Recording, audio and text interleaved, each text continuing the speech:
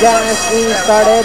We have Kimagure. Break quickly to start, running by the rail, comes Might of the Wind, and on the outside, Ridden in the Stars, in the middle portion, Spark, next online is Astra Magic, Graceful Conqueror, Makati Haven, Dashing, then followed by for this time, running by the rail, is Tor Asura, and going along, for the first turn, we have Written in the Stars now moves up to take the lead. Driving back in second is Kimagure.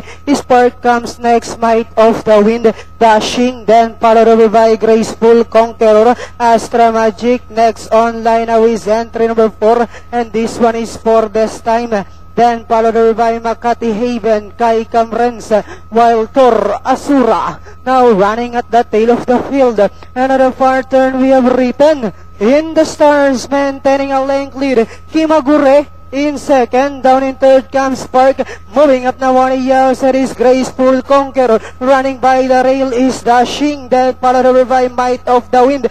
Next online now is Astra Magic, and they are now entering the home stretch. The lead now belongs to Kimagure, this time by about 2 lengths. Written in the Stars in second, and on the outside now is Graceful Conqueror with about 100 meters of the race, and it's still Kimagure. And finally, it's Kimagure. Second is Graceful Conqueror, Written in the Stars.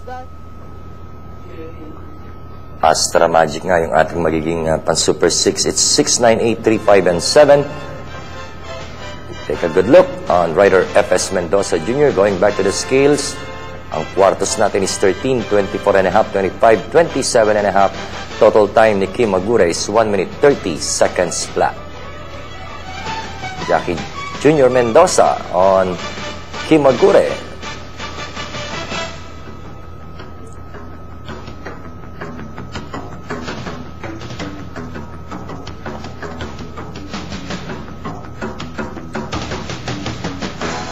Okay na?